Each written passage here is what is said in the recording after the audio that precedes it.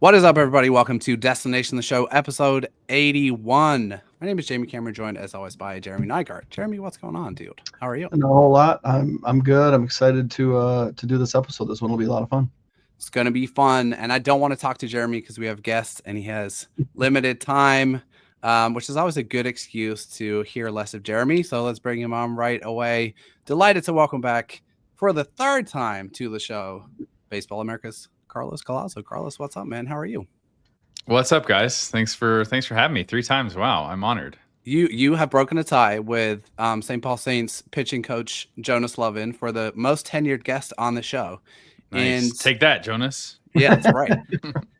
and you're among friends, Carlos, because this is the foremost home of all Dason Hill appreciators is on this show, and I know that you are part of that camp too. So welcome. Yes, love that. When you pick out a guy that you like and he actually does well, it feels pretty good. So yeah, nice to see what he's been doing. Yeah, well, it feels like then Jamie texts me every time he pitches, so I get to know Beautiful. Exactly how he's doing in real time if I'm not watching him myself. You do. Dason Hill updates, Connor Prelup updates. That is some exchange of our weekly text messages. But Carlos, we are here to dig into the 2025 draft class with you. This is the third time we've been able to do this, and we're always super excited and appreciative of your time. So let's jump right in. Jeremy, you wanna kick us off here? Yeah. So I mean, every draft, I think we talk about the top of the draft, and so when we're thinking about the top of this year's class, like how many players can you make a compelling argument for going 1-1?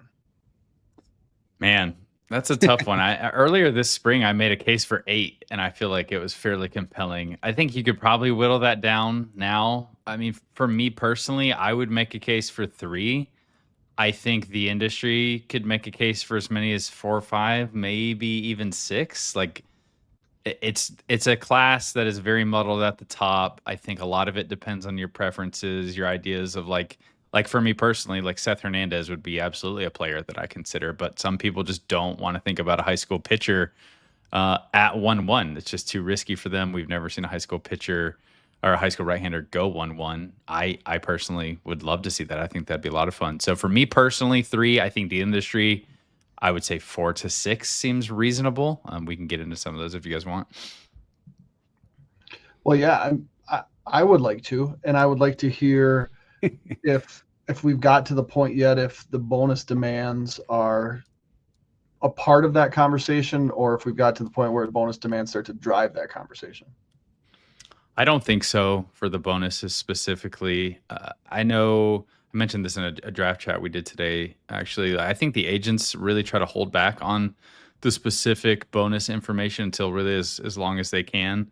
They don't want to give up any leverage. They don't want to lock themselves into a figure that maybe doesn't look great for them on draft day, or they find out they can actually do better. So everyone's kind of holding things close to the vest. So I don't think the bonus, I mean, they will come into play on draft day. I don't have any clarity today on like who's a player who's just willing to take a big deal because they want to go 1, or if the Nationals if the Nationals think Ethan Holiday is just the best player in the class and they don't want anyone to know about it, they're going to take him number 1 on draft day. So I don't have any clarity on that now. I would imagine like a lot of teams are having their meetings, their pre-draft meetings this past week, maybe into this week as we're recording this podcast. So you're probably going to start to hear more of that in the near future. We got the combine coming up next week. A lot of teams are meeting with players, and maybe they'll try and engage and get a read for like how excited they are to sign. But typically those conversations for like just signability in general are for guys who are going later, because the assumption is everyone we're talking about in this top 10 range, Ethan Holiday, Seth Hernandez, Eli Willits, like none of those players are real risks to not sign. At least it would be fairly historic if that were the case. So yeah, I guess uncertainty. All right. So as we get into more of the weeds of the class, let's start with college catching. Has Ike Irish kind of separated himself from the pack in your opinion? Yeah, I think so. And then if you could maybe make the case that he's not even in that conversation, because there are a lot of people who just don't view him as a catcher. I would imagine whoever drafts him will probably try him at catcher unless he comes out and is like, hey, I really don't want to catch, I want to hit. But I think even if you don't view him as a catcher, he still belongs in a really good spot on the board. He might be the best pure hitter, not pure hitter. He might be the most well-rounded hitter in the college class. But even if we are considering him as a catcher, I think I would have him at the top of that group. After Ike Irish, it seems like it's Luke Stevenson at North Carolina and then Caden Bodine at Coastal Carolina. That's the order we have them in. I don't anticipate flipping that order between now in the draft. It really does feel like the added impact that you get with a guy like Luke Stevenson maybe just makes him a little bit more exciting than a player like Caden Bodine, who might be the safest of this trio that we're talking about, just given his pure contact ability and his defensive chops. I think both Caden Bodine and Luke Stevenson are pretty safe bets to stick at catcher and be good defensive catchers there. I've talked with some people who think Caden Bodine is just the best receiver in the country. So I would imagine the highest people on him are higher than the highest on Luke Stevenson, even though Stevenson to arm, I'd say I would take his arm over Caden Bodine. So that's kind of how I'm viewing them. I think they all have a shot to go in the first round. Maybe Caden Bodine slips out and is more of like a comp type, like we saw with Caleb Lomavita last year. But I think at some point that profile is going to look pretty appealing. So safe to say or safe to assume that in likelihood to stick at catcher, you would go Bodine, then Stevenson, then Irish? Yeah, probably. And I would have a much bigger gap between Stevenson and Irish than I would the first two. I don't feel super confident that Bodine is like massively better defensively than Stevenson. The way I would put it is that I think everyone I've talked to seems to like Bodine's receiving in particular better than Luke Stevenson's. I think the arm strength with Luke Stevenson is quite a bit better than Bodine, although with just pop times and the ability to handle the running game, Bodine's quickness and his exchange is good enough to make up for what is like, vacuum, a less powerful throwing arm. So yeah, that's definitely the order that I would put them in. People, Twins fans are desperate for a college catcher. Right? Every year, dude, we have to lead with Really? college. It's so weird. I don't understand. Like They want more Ryan Jeffers. that they in the want more world. Ryan Jeffers, who was, if I'm remembering, widely considered a reach at the time, and has worked out pretty decently. Yeah, and also Ryan Jeffers is one of the frequent players I point to and say, if you don't think Ike Irish is a catcher, no one was saying Ryan Jeffers was going to be a catcher in college. Everyone was saying, oh, he's not going to stick there. So I think the fact that he's turned into one of the better receivers, him, Cal Raleigh, Austin Wells, all three of those guys are players that I point to and say, hey, we really don't scout receiving very well, or in player development, they can really bring that up to speed very quickly. So if you're an Ike Irish catcher believer, those are your players to point to. Right on. Good deal. Okay, well, we're going to dig into what I believe to be your favorite draft demographic, which is prep shortstops. Let's go. And there's like a beautiful selection, range, diversity. There's something for everyone here this year. So I've picked out 5 or 6 actually that I'm interested to touch on with you. And really there's a couple of things that I hope we can kind of deal with each one of these. Yeah. And we'll start with like, ballpark percentage chance to stick it short. Because I think some of these guys are like maybe better suited to second or maybe better suited to shift to third. And then what you see as their kind of standout tool or like, their standout asset currently. So we'll just take these guys one by one, and then I might ask you to pick a favorite, even though I think I kind of sort of have an inkling who it might be. Okay. So we'll start with Kason Cunningham. Chances to stick it short and his standout tool. So typically when we talk about chances to stick it short, just so everyone knows for the conversation, I do like in 10% increments. So like I probably won't ever do 100 to 0 or 0 to 100, but I'll go like 90 to 10 if I think he's really likely to move off the position. So for Cunningham, I would give him like near 50-50 odds, maybe like 45-55, 40-50. If we're not going to do half grades, I'll do 40-60 odds for Case. So I think slightly more likely to move off the position. I think the arm and the just general short area quickness might be, he's fairly fast, but I think there's a little bit light there. And I think most people tend to think of him as moving to second base. So I'll give him a chance to, but if I had to pick, I'd say slide off. And then his carrying tool is absolutely the pure hit tool with Cunningham. I think there's a real lack of plus hitters in this class, particularly compared to 2024, who had a lot of proven college hitters that you could slap a plus on. I think if you if you made the argument that he was the only one in this class, I think that's defensible. He has a tremendous track record of hitting dating back to the earliest days that we're actually watching these players as high schoolers. His USA track record is great. It's a really direct, compact, maneuverable swing, a good approach. So you're buying a hit tool with Cunningham. Think of guys like Kevin McGonigal. If you like that profile, you want a piece of that. I think that's the positive outcome for Cunningham is that sort of profile. Right on. Okay, trying not to give the game up here, Carlos, but JoJo Parker is your next guy. JoJo Parker. So to stick it short, I maybe would go a little bit less. I'll go 30-70 for JoJo. I think probably just a little bit too big. Doesn't have quite the actions you want for a pro shortstop. Like maybe he surprises in the way that like a Gunnar Henderson wound up just being way better at shortstop than we expected him to be. I think a lot of people were pushing him off the position, but maybe like a Colt Keith type of body athlete. But the carrying tool, what you're buying with him is just a really well-rounded offensive package. Maybe not quite the pure hitting ability of Cunningham, but pretty darn close. Really, really aesthetically pleasing swing with a lot more strength than you're getting for Cunningham. I think in terms of like polished hit power combinations, he's one of the very best in the class, high school or otherwise, and he's moving way up boards because of that. So I think just overall offensive package is what you're buying here, and you're fine if he plays third, second, moves to the outfield. You're going to feel pretty good about the bat. Love it. Okay, next guy we have in order on our board is Steele Hall. Yeah, so carrying tool with him, I guess I'm switching up the formula, but like definitely running ability. Maybe you could say like pure athleticism if you wanted to make that its own tool. I've talked with people who think he's one of the more like athletic players in the class. His athletic testing is just freakish. But traditional scouting tools, definitely the speed. He's at least a 70 grade runner. He'll turn in 80 grade times. Chances to stick at shortstop, I would say probably 80-20 to stick. He has all the actions to stick. He moves around. He's got the arm. He's got the body control. It's going to take like a really talented defender to move him off the position. So I think like I would assume he stays there and plays a pretty good defensive shortstop. And an 80 grade name. Yeah. Absolutely. Yeah. 80 grade name. 100%.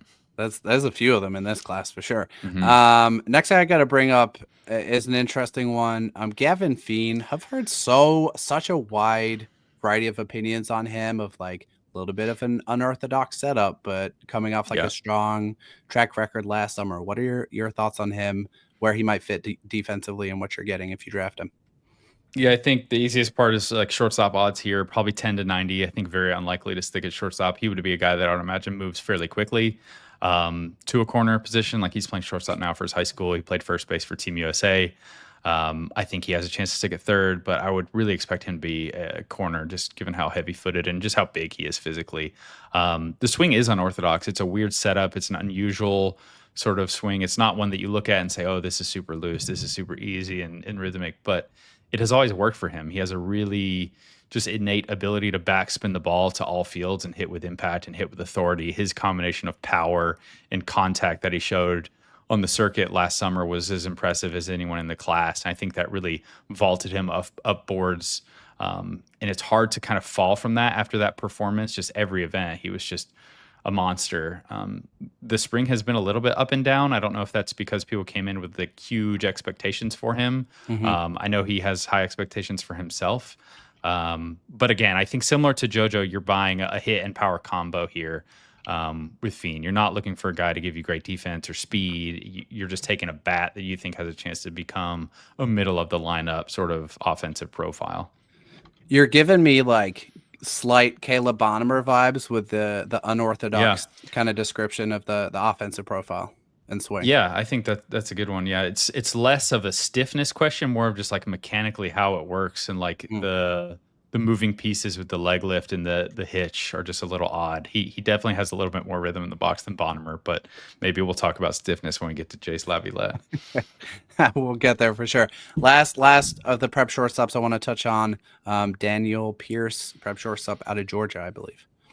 Yeah, I would go probably 90-10 for him to stick at shortstop. I think there are maybe one or two shortstops in the class who I think have a case to be better defenders than he is. I think the carrying tool with Daniel is his defensive ability.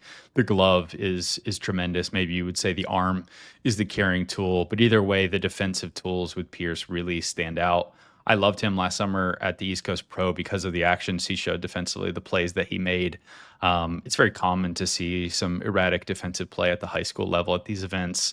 the fields are not always. I mean, it's the middle of the summer. They haven't always put on these fields, but Daniel Pierce made every single play and then some. And then the offense took a huge step this spring, and that's putting him in the first round conversation. But I think even with the offensive growth, the fielding tool is what I would point to. And if you wanted to say the arm as your carrying tool, you could do that as well.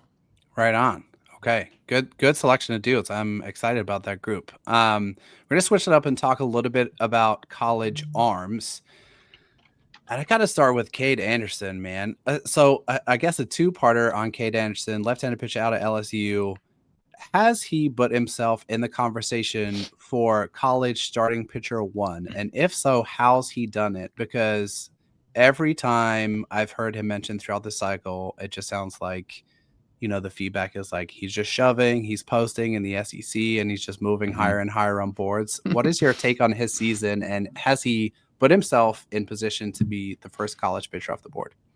Yeah, I remember at the beginning of the year, we had him like second or third round range on our board, and I heard from a cross-checker, he was like, "Hey, do you know something on Cade?" I was like, "No, I don't think so. Like, what you got?" He was like, "He's way better than that, right?" I was like, yeah, it turned out that was right.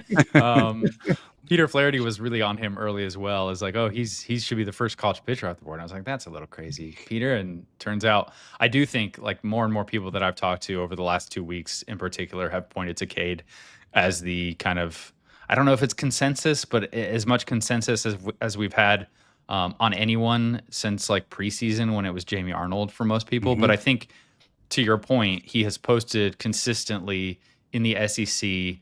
He has a very appealing mix of pitches that both scouts and analysts like. It's a high spin pitch mix across the board. The fastball has great riding life. If you like those high VB fastballs, he has that.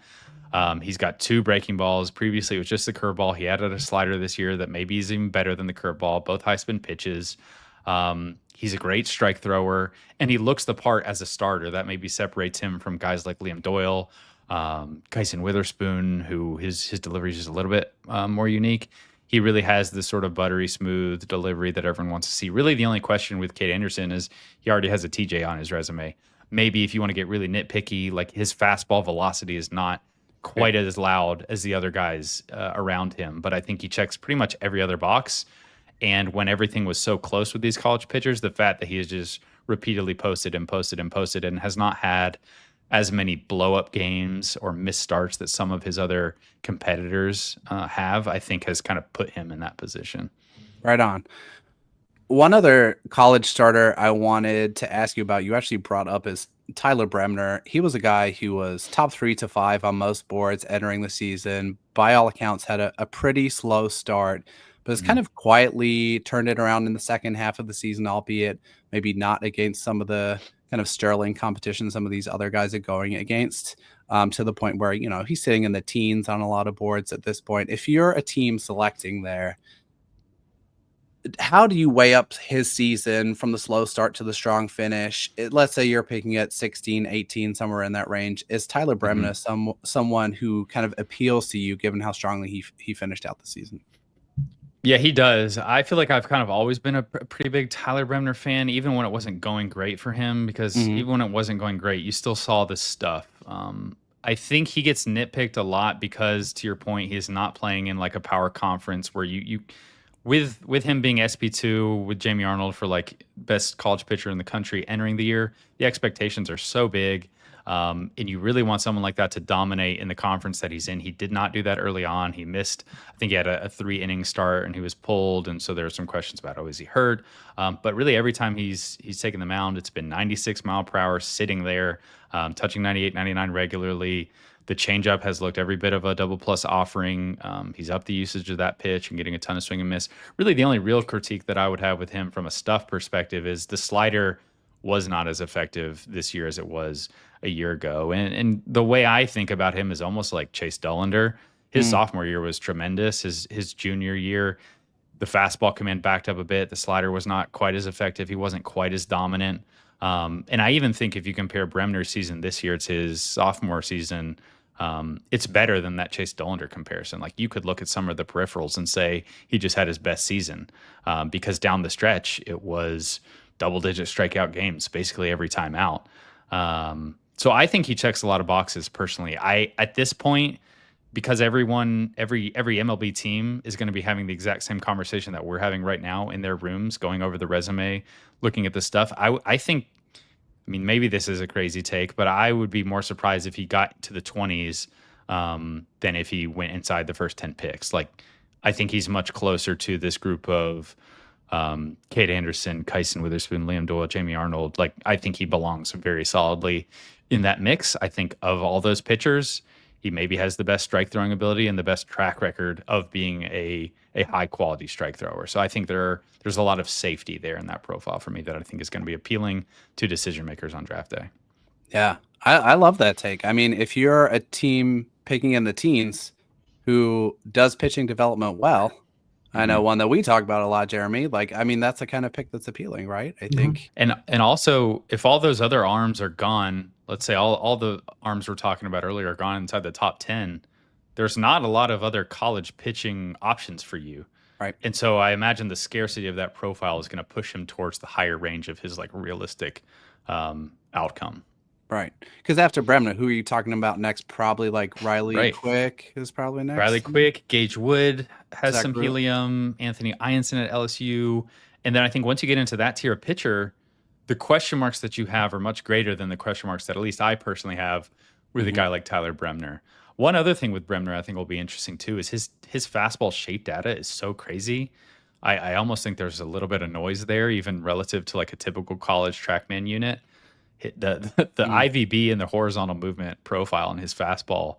I pulled the fastball numbers from like MLB starters from last year, I think preseason, just to see. But like his total spin profile would be like top 5 of all all starters is what I did in Major League Baseball, which seems insane. So I wonder if that's like a lot of these college pitchers have kind of juiced movement numbers just because I don't think it's as reliable as minor league and major league, but we'll see. I'll be really curious to see like what those actually stabilize to. Right on. That's shaping up to be a good mystery. Okay, we're going to move on and talk about some college bats, and we'll go about this in a little bit of a different way. I'm going to stack up 2 guys against each other. So Merrick Houston and Gavin Keelan, very different profiles in that one is like a no doubt slam dunk plus shortstop, and Gavin Keelan is like a guy who plays on the infield. Whose power breakout is more real in your opinion? Because they both popped certainly on like the power numbers, the home run numbers this year, but it's often kind of challenging for folks, I think, to parse like in the bloated college offense environment. How do you make sense of those two? Yeah, both up arrow guys because of that power in large part, like you mentioned. I think they're both legitimate. I think they've gotten to it in different ways, maybe. And so I would be more willing to buy into Merrick Houston's power because I think he has made more of a significant body transformation in the offseason. And I think you can also look at his 2024 exit velocity data and compare it to 2025. And there's a bigger difference there for me. And so I think just in terms of like the impact that he's showing with presumably the same bats, I think you could say that maybe last year was kind of our peak year of college power. It's starting to go down even this year, which maybe is encouraging. The gap from his like average and 90th last year to this year is bigger than at least what I have available for Gavin Keelan's. And I think that makes sense. Like I was talking to scouts preseason, they were saying like Merrick Houston looks like a different beast entirely. Like he really hit the offseason hard, came out strong. We wrote about it briefly. And then I was also kind of wondering, okay, did we get fooled a little bit? Because a lot of Merrick's home runs came in non-conference play against bad competition. A lot of the non-conference play for these like Power 4 teams are at home. Wake Forest like is 3 in one game park. in like the opening series, right? Right. So I was like, okay, was this a little bit too much noise? But like, I do think he's made real strides in power. Now, is that just going from like 30 power projections to 40? Maybe with a wood bat. But I also think Gavin Keelan was kind of the same deal. I think Gavin Keelan's power, at least how I've been looking at it, he hasn't had quite as obvious like an exit velocity jump or a physicality jump. Maybe he's slightly more physical, but I don't think it's to the extent that Merrick was. He has gotten a lot more selective in his swing decisions at Tennessee, and he was this like major contact merchant previously. Yep. My assumption is that he's traded some contact for some more power. Maybe he's swinging with a little bit more intent. A lot of those guys at that program are doing that. And so maybe for him, it's just like getting into his legs a little bit more and being more selective and finding some pitches to drive. So I think they're both real, but I think Merrick's is more significant, if that makes sense. Yep, sure does. Two last guys I want to ask you about before I turn it back over to Jeremy, and I'll do this in a slightly different way. Two other college hitters who I think are interesting in a demo that's not that interesting. I'm going to give you a guy, and then I want you to tell me what does a drafting org need to do well to help this player thrive? I guess that's a kind of backwards way of asking, like, what do they need to work on and who might be able to, not necessarily who might be able to help them with that, but what should a drafting org be able to do well? First guy's Brendan Summerhill. Yeah, so Arizona outfielder, I would want to see a team who takes him maybe have some track record of like adding a little more physicality or power or helping just like improve launch angles. Brendan Summerhill has a really well-rounded profile. I think it's solid tools across the board. I don't think there's any glaring weakness in his game. He's got a good approach. He makes a lot of contact. He has some physical projection remaining, so maybe you get him into like a really good nutrition plan or workout plan and just add some strength, and that'll naturally amplify his power. He's also a guy who does not turn on the ball in the air with a ton of frequency. So if you feel like you have a good development group to help players get the barrel out in front more often to elevate, I think you could basically not change anything about his physical tools and probably sneak a bit more power out of him. So that would be like the specifics I'd be curious about with him. Nice. And then the last guy, super electric to watch, still going in the College World Series, Arkansas shortstop Wahiva Aloy. Yeah, Vahiva, he's done such a good job developing his approach. Coming into the year, there are real pitch recognition questions, maybe some like just aggressive tendencies in general. And so with him, like the physical tools are a lot more exciting. He's got a ton of power for his size. It's kind of crazy, actually. The bat speed is really impressive. Just more refinement to both sides of his game, really. It feels harder to develop that. I don't think there's like a clear issue, but just like getting with really good hitting coaches that will help him figure out what he can do damage on, what pitches to swing at. Like, I think he's like on his own made really good strides, but just continuing that pitch selection. Maybe it's just a case of seeing more high quality breaking balls. He joined the SEC last year for his first time round, and just the jump from year one in the SEC to year two has been significant. Defensively, he's hyper athletic and makes a lot of highlight reel plays. I think there are maybe some more of the like routine types or maybe just arm strength too. I think the arm is probably the biggest question for me personally as to like why he wouldn't stick at shortstop. So just if there is a team out there that's done a really good job with like arm care or arm development for infielders, those would be a few. It definitely feels like more refinement for Vahiva. His tools are pretty exciting. Right on. All right, so as we get to the draft season every year, it seems like there's a story around an injured player or a group of injured players. Last year, I think it was pretty calm. Braden Montgomery, relatively soon before the draft went down. This year, there hasn't seemed to be yet a real big injury to a real big time prospect, but there are some players that are probably in that first round conversation who have dealt with injuries. Where and how do you feel like that crop of players has been impacted, and where they'll hear their name called, or where are they going to stack up on teams' boards? Yeah, we've got a couple college hitters that have had some like arm injuries that have been a little annoying. Like Cam Canarella has been playing through a shoulder issue for multiple years now. He had surgery over the offseason before this year to deal with that, but he's clearly not at 100% throwing wise. And so that's made him tricky to just figure out like what is your arm grade on Cam, and like is he going to be able to run at Clemson? They kind of had him stop stealing bases just because they didn't want him diving head first to avoid injuring that shoulder. I can't imagine that'll be a huge factor with him. Guys like Ethan Conrad, Max Ballou have dealt with injuries. Conrad more significantly than Max Ballou, who got back on the field after dealing with his injury. So Conrad is maybe the most interesting high-end prospect who has a real injury question. He had a shoulder surgery that ended his year only 20 or so games into his first season in the ACC with Wake Forest. He was a Marist transfer. So this was a big year for him. he's fascinating because we're all looking around for where are the college bats you feel comfortable with. In my mind, I have some like Chase DeLauder-ish comps with him because he's 6'3", 6'4", really physical center field type. He's got a lot of tools. He's got power. He runs well. He's got arm strength, and his bat to ball track record. Maybe it's not as crazy as Chase DeLauder's was at the same time, but it's pretty good. Like his contact power combination is really loud. And so if you don't think like his shoulder injury is going to be a huge limiting factor for his profile once he comes back, I could see teams still really getting excited about that in the middle of the first round in the same range that DeLauder went in. So I think he's the most difficult to place of these injured guys who I think has a chance to go really good still. He's kind of been out of sight, out of mind, but the tool set and the track record is great with him. Yeah, for sure. Awesome. Okay, so putting you on the spot a little bit, players who you feel like should maybe be ranked higher or go higher than maybe they are on boards if you had to limit it to one pitcher and one hitter.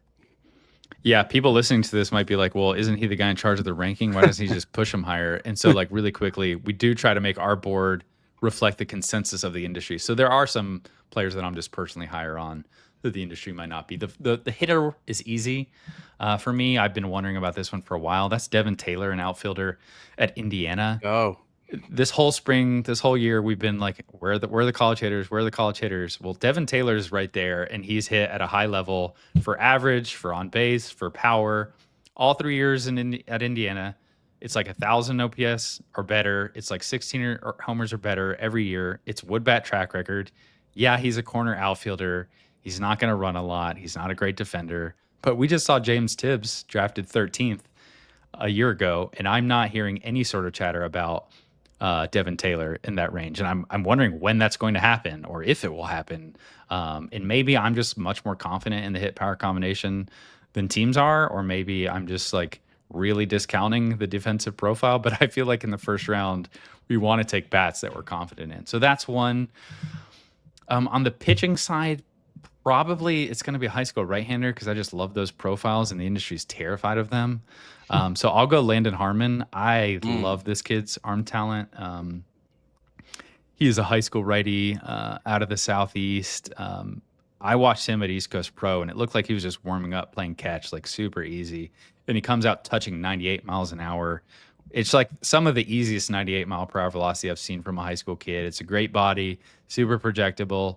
The secondaries and the control needs some refinement and needs some work. So it's not like this really if he was checking boxes at all these areas I'm talking about, he would be considered in the first round. So I do think there's some developmental work to do, but just purely on arm talent, I'm massively excited about what he could look like in a few years. Perfect segue, Carlos, because you named two players that I'm going to fire right back at you in a game that we played this time last year. I'm going to give you either or, right? So I'm going to give you 6 pairs of players. And will you guys play this one with me this year? I feel like I always do. I'm well, always curious what you guys want as well. Yes, definitely. I'm going to give you 6 pairs of players, maybe a 10-second rationale as to why they were chosen. You are going to be put on the spot, hopefully, with some difficult decisions about who you would take and why. And then you can turn around on us if you want to. So yeah, I'll try and be quick with it, so I'm not not just stammering around. No, it's all good. Left-handed pitcher, Cade Anderson or Jamie Arnold. Who are you taking and why? I'll go Jamie Arnold. We've got enough Cade Anderson fans in the BA Slack, so I'll go Jamie Arnold because I'm really confident in the track record. I like the arm slot, I like the deception, and I am more confident in the changeup maybe than I was entering the year. So Jamie Arnold. Yep. I'm gonna double down on Arnold too if I'm being invited to give my opinion. I feel like sometimes there's a little bit of overcorrection with guys who have sat at the top of boards for a long time. Prospect fatigue. Yeah, 100%. Okay, we talked about the unexciting college hitting, but there are 2 guys who check all the boxes for me. You just brought up one is Devin Taylor. The other is Andrew Fisher, who was just mashed all year, corner infielder for Tennessee. They're in generally similar range on a lot of boards, kind of late 20s, early 30s. If you have to pick one, who are you taking and why? I'll go Andrew Fisher. I do agree with you. They're really well-rounded college hitters. Andrew Fisher, because I'm more confident he'll get to power with wood, and the SEC track record, and maybe also plate discipline, I think could be even better. So I think he's just a little bit better in some areas that I like, but that's a really fun one. Yeah. I think he's rocking like a 20+% walk rate this year or something. It's ridiculous. insane. It's insane. The first like month and a half, he was like swinging 30% of the time. Insane. Okay, we're gonna go down the board a little bit and get a bit more weird with some prep pitchers. Okay, so pitchability left-hander Uli Fernsler or pitchability right-hander Angel Cervantes. Who are you taking? That one is really hard. I like both these guys because I like command. Oh man. I'll go with Cervantes. I really want to take Uli. He has some really intriguing traits, but Cervantes' track record as a strike thrower and the fact that his changeup is so loud now makes me take him. But this is the toughest one you give me so far. That's a brutal one. Yeah. I can't not go with the lefty personally, but right. And I'm typically a sucker for lefties, but Cervantes is, oh man, he can really pitch. And you're talking about two 17-year-olds, so we're not talking. We're talking young. Two of the youngest guys in the class. I studied the board to pick these. Yeah, I was about to say you guys have really these have been really good picks. Okay, whose breakout are you buying more this year? Oregon outfielder Mason Neville or Florida State shortstop Alex Lodice? I'll go Alex Lodice. I just think he has real tools as a shortstop defender. I think he maybe gets underrated as a shortstop defender. He's got a great arm. It's obvious power.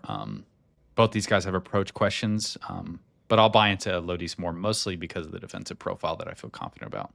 Okay. Golden Spikes finalist. All right, I got two more for you. Whose hit tool are you taking? I'm really curious to see where you pulled these from.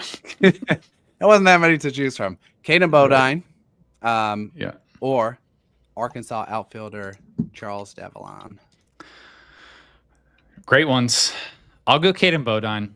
I mean, I think they probably are neck and neck in terms of in-zone contact, but I'll just go Bodine because I feel a little bit better about how long he's done it in some of the summer history, but it's pretty negligible. But Bodine.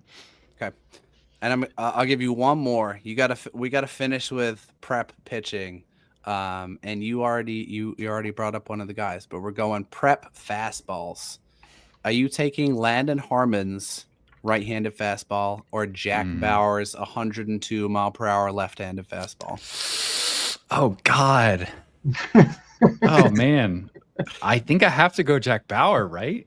I think I just have to. We've literally never seen a high school left-hander throw this hard. So I mean, I didn't think there were many that you could have pulled out that I would take over Harmon, but you found the one. So, yeah, I guess I have to. I get 11 months to prep for this to try and stump you, Carlos. So who would have thought I would have taken the left-handed flamethrower and the right-handed changeup guy? Yeah. Typically, we invert those. Love it. All right, Carlos, if you're down, we're going to finish with two quick listener questions, and we'll get you on your way. Jeremy, take it away, man. All right. So first question comes from Corey, who wants to talk about Jace Laviolette, who's it's been funny, right? He was up top 1, top 2, top 3. Now who knows? Unbelievable as a sophomore. Not great this year. Personally, I feel like if he falls to the Twins, you have to take it. But Jamie hates it. So whenever he does anything good, that's when I get to send the text. But what do you make of players in general, or about Jace Laviolette more specifically, when you have such a good year followed by a draft season where you are statistically down and have a lot of questions about your profile? Yeah. What's fascinating with Jace is it's not like he started doing something poorly that was not a question before, right? Like entering the year, we talked about how he was a bit of an outlier top of the class 1-1 candidate just because he did have those swing and miss questions and the average was not super gaudy. It wasn't whatever he finished this year, 250 something. But it was like big power, big walk, real miss questions. And this year it was just like more of that. He was not just getting the balls in play to land. The power production backed up a little bit. And so when you're not hitting 25 plus homers in college and you have that batting average, it just makes everyone a little bit more queasy. We had talked to a lot of scouts early in the year that thought the swing looked a little bit worse early this year, that the athleticism looked a little bit worse early this year. People have gone back and forth about whether or not that was true, or we're just trying to explain away like lack of performance. But he was pretty streaky. Like there was a conference play started and it looked like he was figuring things out and getting back up to speed. And then he just really finished pretty slowly. So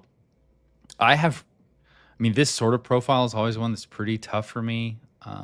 I just don't know how much contact you can add to players like this. And so you just have to tap into power. You have to be able to get to your power and get to your walks. So he's a really tricky one for me. The fact that he maybe can play center field helps. Obviously, it just takes some pressure off the profile. But JJ Cooper wrote a piece about this. Like his batting average and just overall performance in his draft year would be like some of the worst we've ever seen from a college player going in the first round. Like, do you think there's a clear area that maybe backed up for him this year that you feel like you can address? Can you get some more like a rhythm in the hands in the box? I don't know.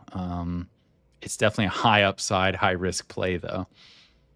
Right. And that's actually, before I go to the next question, that's the part when we think about the Twins system specifically, like there's been times where the system has been set in a way where it's like, you can't really afford to swing and miss, for lack of a better term, on a prospect. But with the Twins system, the way that it looks right now, that's exactly the argument I made to Jamie. It's like, this is a profile that you can afford to take a really, really big shot, knowing that you have hopefully a decent wave of prospects coming up that if you add him and he hits, like that's huge. If you add him and he fizzles out, there's enough other guys in between where I think they could afford that. Is that crazy? Right. I don't think so. I think if your idea is that like you feel really good about the system as it is now and you want to take your shots and maybe you didn't feel like you would ever have a chance to access this sort of talent before the year, it'd be like I brought him up multiple times now, but like the Guardians should not have gotten Chase DeLauder in the middle of the first round, but he got injured and so they had a chance. And so maybe it's like you're pointing to Jason, you're saying, okay, this is like peak draftitis season. I don't think much of the tools or the athleticism has really changed at all. All the underlying stuff is pretty similar. So yeah, take a guy that you really shouldn't have gotten access to. And also he got injured right before the draft. So he fits in perfectly as a Twins prospect. He's already got the injury history to take care of himself. So he fits right in. Oh man. Yeah. Between him you guys and are cursed. One of them can hopefully play some games. Twins right? and D-backs prospects are just like guaranteed to be hurt. Which is funny because we often talk about how it feels like the Twins and Diamondbacks draft from the same pool of players, right? Right. Okay, last question. This one's for me personally. In the range that the Twins are drafting, and we feel like the Twins have a type, Jamie and I do. But what's Carlos's opinion on the Twinsy type prospects that could be available for the Twins at their range in the first round? I'm looking at a lot of bats. They're in kind of the high school shortstop land. Yeah. I don't think now like JoJo Parker, Billy Carlson feels unlikely either of those players get to them at this point. I would be surprised if either of them made it. Steele Hall, Daniel Pierce, Josh Hammond, I feel like they will have a chance at all of those guys. Cason Cunningham, maybe even more recently, I think has a chance to slide a little bit. I'm trying to think if I associate him with like a Twins-esque sort of profile. Not really. But maybe he would fit. Like if Ike Irish gets there and the Twins pass, I probably would be surprised. That I think I wrote it in the mock draft this week, but I feel like Ike Irish's floor might be the Twins. Other college hitters we talked about today, like Merrick Houston, maybe on the outside looking in for the Twins now. Vahiva Aloy, I think, could be in play. Ethan Conrad, I think, could be in play. I'd be really curious if they're like sizing up a college arm in this range, like if they're going to take a shot on a Riley Quick. It feels like might be a little high for him, like Gage Wood. I think a lot of bats, like college hitting profiles, maybe most likely. The high school shortstops all make a ton of sense on value. The one like wild card actually that I haven't heard tied to them, but I'd be really curious if they like him or into this profile. But Xavier Nyans, very split campy, sort of like he's almost in some sense like the high school version of a Jace Laviolette. It's like big power. It's a ton of walks. It's a lot of miss. It is probably a corner profile, but I mean his power rivals Ethan Holiday in the high school class. And there are scouts out there who say, he's really not all that different from Ethan Holiday. So if you're on that side, it feels like a really great value at 16. But I don't know if they're actually really into him there for that pick or not. I like that. Good selection. But we got to get Carlos on his way. Before we do, Carlos, got to give you a chance to plug all things Baseball America. Where can people find you, find your stuff? Less on Twitter these days and more on Blue Sky, maybe? I'm kind of just tweeting out links on Twitter and Blue Sky. I try not to stay on there. I have like this newsletter where I'll post all my links and give some thoughts on baseball. Like if you really are into like the whole social media game, that's where most of those thoughts are going. But baseballamerica.com is where you can find really all of my work. All of our coverage for the draft is there. It is a subscription site, and I know that's tough for some people, but we really do appreciate all of our subscribers kind of allowing us to do this work full time and to give you just a ton of detail and insight on the draft. And I know the prospect team is going 100% right now. We just updated top 30s. The College World Series is rolling. We've had a lot of great college coverage this year as well. So yeah, just BA in general. If you're interested in this conversation and you've thought about checking us out, now is probably one of the better times to do it of the year, just in terms of like the content you will get for your subscription. The middle of the summer is just a crazy period for us. So thank you for the support there. It is really appreciated. Can I ask, and maybe this isn't public yet, or maybe you can't share, whatever, but I tend to see you on the TV during the draft. Is that going to be a thing that we see again this year? Yeah, I should be there for night one again. I think I can tell people that it's not exactly a state secret. Like you said, it's been sort of a thing for the last few years. So I am fortunate enough that they've asked me to come back. So I'll be on MLB Network night one, which is rounds 1 through 3 this year. So fingers crossed no one is drafted that we don't have on our board of 500 players. That is always the terror. And now we've got an extra round to deal with on the broadcast. So that's the goal, to just not miss someone. If you see Carlos sweating from his face towards the end of the broadcast, that's why. Yes. Yeah, exactly. If you're asking to cut to commercial quick or something like that. Sorry, guys. Didn't hear you. Who was that? Sorry, I can't hear you. Mike's not working. All right. Well, we're going to get Carlos out of here. Carlos, thanks so much. Always super appreciate your time. All the best for draft season. If you want to do Carlos a solid, send him some energy drinks to keep him up, working on updating all these draft reports. We'll catch you guys next week for another episode. Until then, take it easy.